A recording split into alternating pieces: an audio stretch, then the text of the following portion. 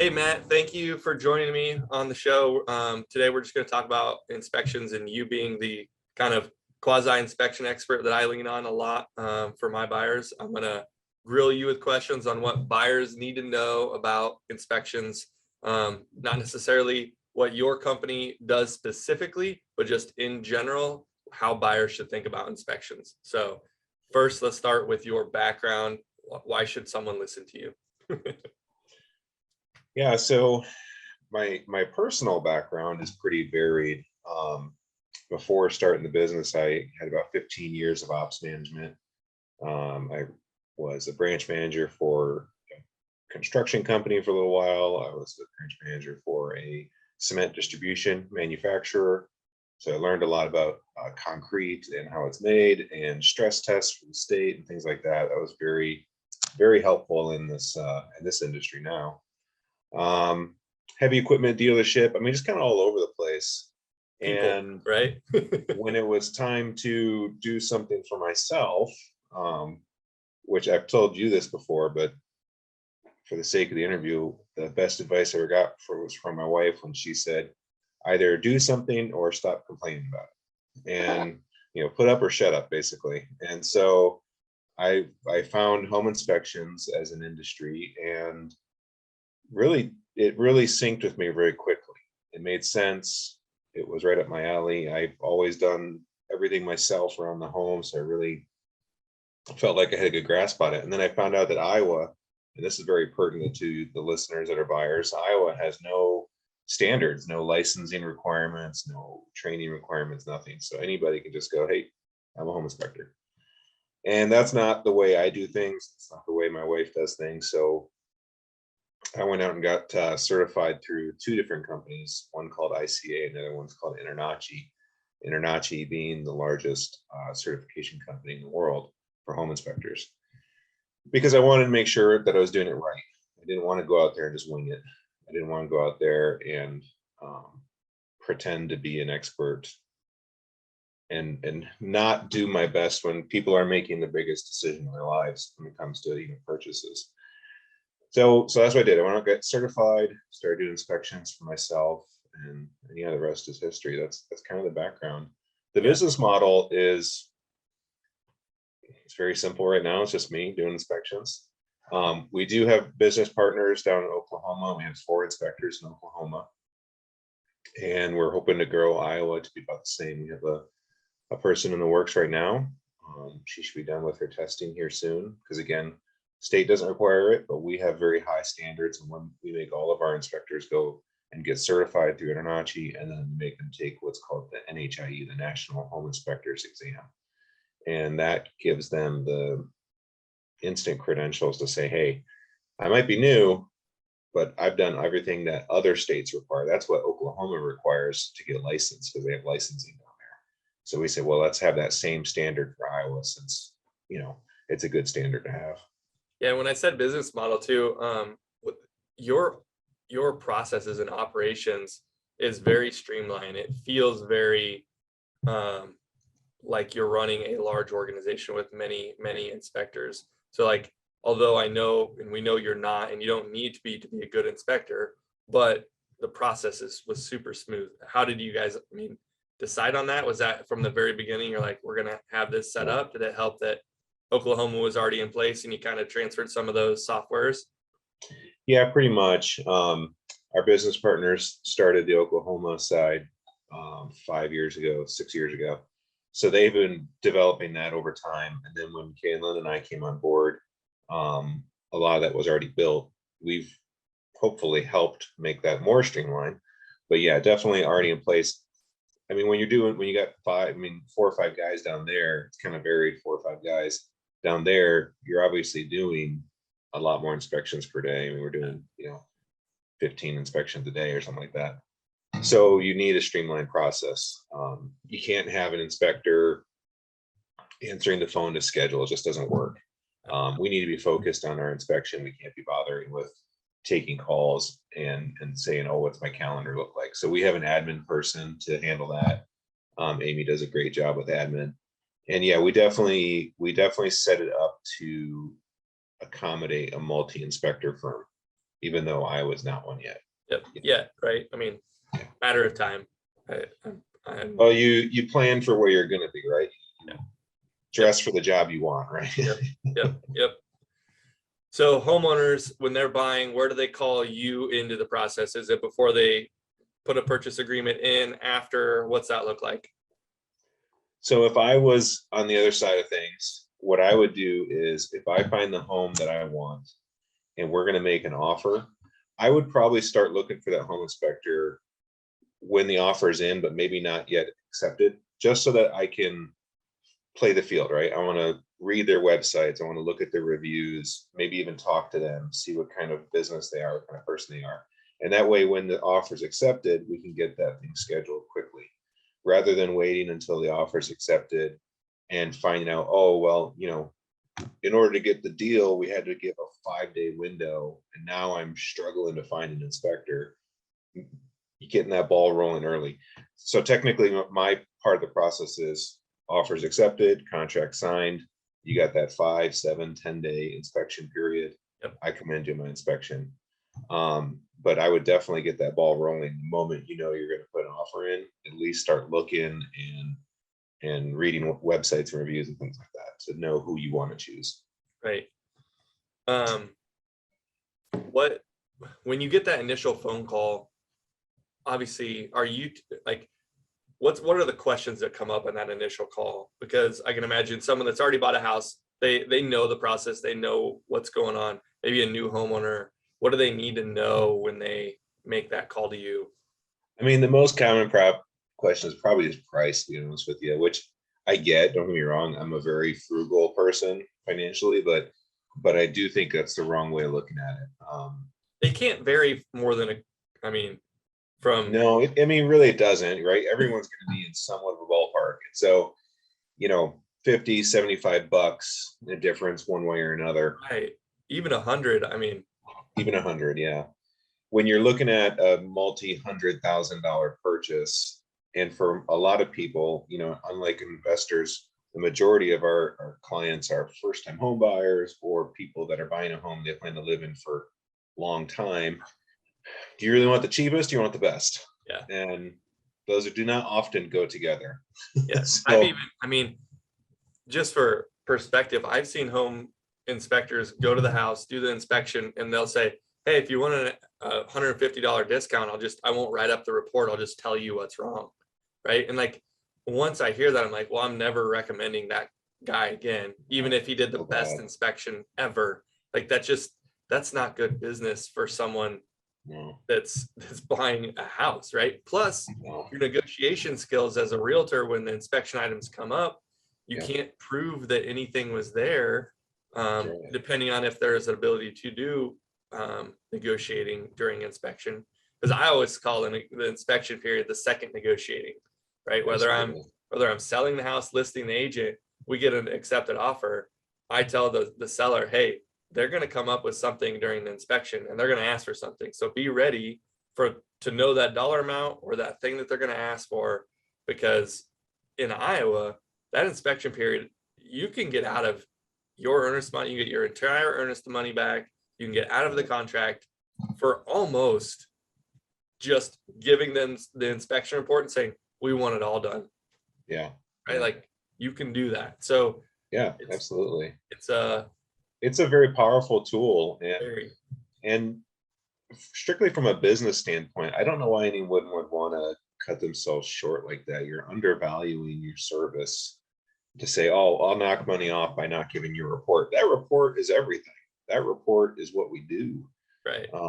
We put a lot of time and pride in our report. I'm very proud of how our report looks, and I wouldn't discount that for anybody. It's what it's all about. I'm not in the business of helping anyone get negotiations done, right? That's not what we do. Home inspectors are meant to be unbiased, and we just present the facts. And I put the facts out there. I try to help my clients understand what's wrong with it and why. Not even so much like how to fix it, because that could be a very specialized thing, but sometimes we can get into that, right? But mostly it's what's wrong with it and why, what does it mean? And then and then I release you guys into the wild to go do your thing. And really, I just stay out of the negotiations after that. My inspection really is geared towards home maintenance and saying, once you own the home, this is how you're going to fix it. And then it's up to you, Darson, and your client to say, well, I don't want to fix it. I want the seller to fix it. Yep. Yep. Well, that's a good perspective to put it, is you guys are just, here's the data, do with it as you wish. Right. Yeah. And if I've got an electrician that'll do something at half the cost as, someone else, then I can refer that to my clients or vice. I mean, depending, but that's not up to you to say, hey, it's going to cost you $1,000 to fix this one thing, right? Because it might for the person that but maybe not the person that I know. So that's a good point. Good perspective. It also might have cost $1,000 5 years ago when I paid someone to do it. Now it's $1,800, and I've put myself in a position to recommend something for a certain price. And so no, it's definitely that's not our place as home inspectors. We're just there to present the facts and to give a lot of context. That's a big thing, is to say, hey, here's cracks in your foundation, but what does that actually mean? People might see cracks in the foundation, just freak out, but if I can give the context to help them understand that concrete breaks, and here's why, and here's a good crack, a bad crack, all that stuff, then now they're going, okay, now I'm not freaking out as much. Now I'm not as scared. I understand. And we're not pulling out of a deal that's a perfectly good deal. So I think the original question was, what do they ask mostly when they call in? And I mentioned price. I would say another big thing that they're asking is just, it's very transactional, right? It's price and availability. And, home inspection is just like the real estate, all moves very quickly. So, when we're booking out, we're only usually booking out several, 3-4 days at a time. And so I usually do 2 inspections a day. That's my max. I don't want to do more because I don't want to cram anything in, right? I want to be able to give that inspection as much time as it needs. And then, so usually about 10 inspections a week, and sometimes I'll do Saturdays if we need to. And that's why we're adding another inspectors, because we're already getting pretty full, and not a good place to be in. It's a good place, but it's not a good place. It's growing pains. I get it. Share your knowledge of, and this is not in the question, this is not a softball, but in Des Moines, there's different neighborhoods that have different quirks of, like, you have the Orangeburg sewer line, or you have Pacific Federal electric boxes. How much, when someone is buying a house, before they call you, is there any way to research some of those things, or what would you recommend best practice for that, of like, this neighborhood is known for this, or any thoughts on that? I would say more so as a buyer, saying, what am I willing to do to get this house? Am I willing to renovate? Like, what kind of renovations am I okay with? And set your own standard and say, I'm not comfortable with a home that has, electrical problems or whatever. So let's say it's electrical problems. Okay. I'm okay with a lot of things, but I don't want to worry about electrical. So any home that has, unsafe electrical, I'm out. So then look that up. What does that mean? And you're absolutely right. Let's say it's a Pushmatic or an FPE or something, a breaker box. And so what does that actually mean to have one of those breaker boxes? Well, you could say, well, it's probably okay. It's been there for 60 years. I could have an electrician come in, look at it, or as a buyer, you could say, I don't want to deal with it. I don't want it. So then when you go in a home and you're looking at a home, if it's in that age range, the 1950s to 1970s, or even older, where it might be updated to a FPE, then maybe that's one of the first things you go look at. You say to you, Darson, where's the electrical panel? Let's go find it. And you go find the electrical panel. It's an FPE, and you go, I'm out. I don't want to deal with this stuff, or whatever that thing might be, right? And yeah, do some research on what it means to have Orangeburg. What's the average cost of an Orangeburg repair? Is that something that you want to get into? In this seller's market, which might not be a seller's market forever, right? But it is at the moment. Are you going to have the power to say, I want that fixed, and I'm not buying the house unless it's fixed?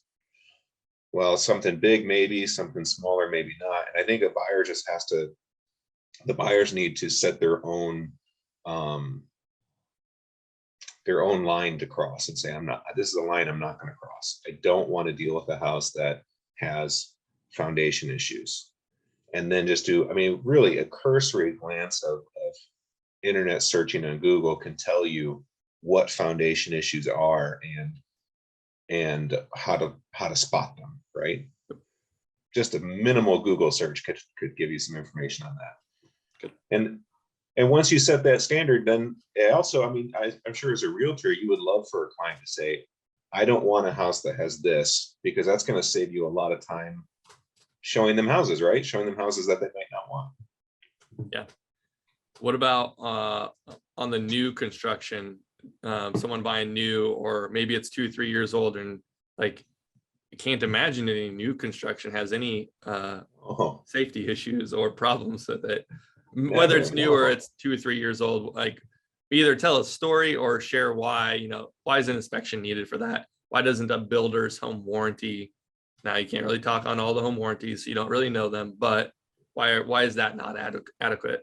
Yeah. So, well, in a builder's home warranty, I mean, let's say your typical one, it probably is adequate to a certain extent, right? It's going to cover a lot of that stuff. But the question is, do you want to deal with it after you've moved in, after all of your personal items are in the home, and now they're having to come back and you're having to basically move out so they can make some major repair? Or do you want to deal with it before you move in and it's taken care of and now you're good to go? The warranty is there to cover the unknown, right? The things that aren't known. So get a home inspection so you can make things known before you move in. Yeah, I got so many stories on new construction. I don't think we have time for it all. I'll give you most recent. Yeah, just most recent. Yeah. Most recent. I won't name any names or anything. Yeah. But I had a client call and they had started this was probably 3 weeks ago. They had started their building process in February of last year, and they've been living in an Airbnb since October. And so I get out on site, they're already stressed. They're already very unhappy with the builder and the whole process. And I get out there and it's like, man, I'm just going to add fuel to the fire. And I can tell already, I walked up on the place like, I'm going to be adding fuel to the fire instantly. I found countless defects on the roof, low nails. And I mean, one spot where the shingles were just gone, there was a chunk of shingles just missing. And I'm not a roofing expert. I did roofing for several years in college, so I know a little bit about it. And those weren't shingles that were torn off. They were shingles that were never put down. Oh. It was right on a corner, going around this corner. They just didn't do it. And the deck, this was a $650,000 house too. So this was not some, cheap builder. This was a nice builder, supposedly. The deck was not being installed correctly. I'm watching them install it. There has to be this flashing that goes over the ledger board. There should be a certain amount of fasteners going into the ledger board, all these things. And it was not done right. It was placed over siding, yada, yada, yada. And I said to the realtor, I'm like, they're going to have to tear this thing off. I mean, they're finishing it right now. They're putting the decking boards down right now. And she goes, well, they're going to have to tear it off. I found issues in the basement. I found urine in the furnace. I think one of the guys got I drank a little too much coffee one morning and couldn't make it to the gas station or something. And the furnace stunk like urine. What? Oh, I mean, these are things that you run into. I don't know if I've ever seen that on an inspection report, so that would be a first. Oh, that was a first. I never had to write that up before. I went upstairs. The client was there. The client's realtor was there. The builder rep was there, and the realtor was there. The listing agent was there. And I said, "Well, guys, I got a new one here." And the client, I mean, I felt so bad for her. She was in tears. I mean, she's like, "How much longer is this going to take now? How much longer am I going to be living in an Airbnb?" Right. Now, that's an extreme case. I don't want to scare people away from new construction. These are issues you run into, but it's certainly not the norm. I've never seen that before. But that's why we do it. And even things like a sewer scope where people might say, well, why in the world would I pay $200 to have a sewer scope on a brand new construction. Because I have found chunks of cut PVC in the sewer line where somebody was cutting a section of PVC off and either dropped it in an accident or dropped it in on purpose. And now you have a big chunk, and it was 4-inch cut piece of PVC in the sewer line that's going to cause a clog. Not maybe, it will cause a clog because it was on a 90-degree bend and it wasn't going around that corner. And that's something that you don't want to deal with when you move it, right? You don't want to have a sewer backup once your finished basement is stocked with furniture and all your stuff. That's why you do it. That's why you pay the money, have it done, get the information you need before you move in. So really, it's like when I think of inspections, I think of as they are an insurance policy, a risk mitigation, right? Like you're not going to make money on these, right? You could lose less money by finding things out. You're not going to make money. So, right. Kind of, just any type of insurance. Well, a penny saved is a penny earned, Darson. There you go. I'm fair. Fair. That's fair. Well, and who you choose really makes a difference. I mean, I'm not in the business of bashing other inspectors. I don't know other inspectors. I really don't. I mean, we don't get together for coffee. It's just not something we do. I know from experience that stories. Yep. I found things that other guys have missed and yada, yada, yada. But, I had a big one up in Ames. It was over 6,500 square feet. And the realtor's a buddy of mine, he calls me and goes, "Hey, I got a big one. What would you charge?" And I don't remember. Let's say it was $1,500 or whatever it was. Because it was really big. I said, "I'm going to be there all day." It might even be a long day. Because it had like an outbuilding. It was like a mother-in-law apartment and all this stuff. And he goes, "Okay, great. We'll get it scheduled." Awesome. Never got scheduled. So a couple weeks later, I see him on another one. I said, "Hey, what happened to that big one?" He goes, "Oh, I'm really sorry. Client went with somebody else." I said, "That's fine. No worries." So, can I, why, what happened? He was $200 less. Like, okay, I don't play the race to the bottom. It's fine. I said, "Well, how'd it go?" He goes, "Not good." He goes, "He was in and out in an hour and 45 minutes. Wow. Holy crap. I couldn't get, on that big of a house, I'd be on the roof and the exterior for an hour and 45 minutes. I'd be testing the outlets for an hour and 45 minutes. I'd be in the basement looking at the utilities for an hour and 45 minutes because it had multiple HVAC units. Yeah. And he goes, "Yeah, I know." He goes, "I was pointing out things to the inspector that he was missing on his way out because he said he had to get to the next one." Yeah. It's why every industry has not why every industry has the good and the bad, right? Yeah, it's absolutely. Really tough to vet that on the front end without experiencing it, unless you're talking to someone who has said, like you're one of 3 inspectors that I recommend for everyone, right? I send us PDF because I've had experience with all those inspectors, and I know that I always call them like they're going to pick apart a house, and even if it's brand new, it's going to look like a trash place because they're going to find every single possible thing wrong with the property. And I like that. I tell my clients that. It probably kills more deals than it probably could if I hired the crappy inspector. Yeah. But that's not what it's about. Yeah. Right? So far, the clients, they've all been incredibly happy with any purchase that we've had. So it's because your job as a realtor isn't to push someone into a home. It's to push them into the right home. It's to help them find the right place, not the most expedient place, right? Yeah.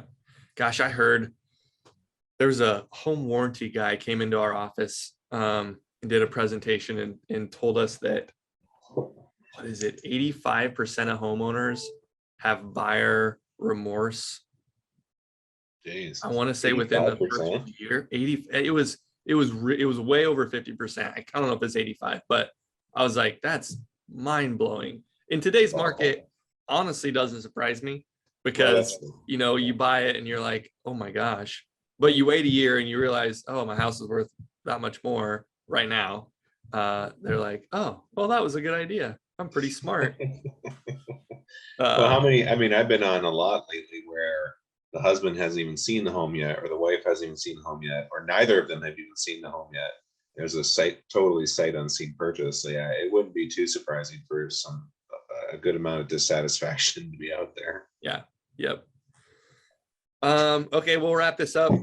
One question, the last one I have is, if you could tell any homeowner one thing about the inspection, what would it be? Like, just one thing in the inspection process, what would you tell them? If you had to guide your best friend buying a house with a home inspector, what do you do?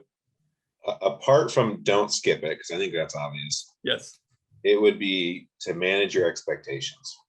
Every home is going to have problems. Every home's going to have something that you didn't know about. And I mean, that's why you hire me, is to find the things you don't know about.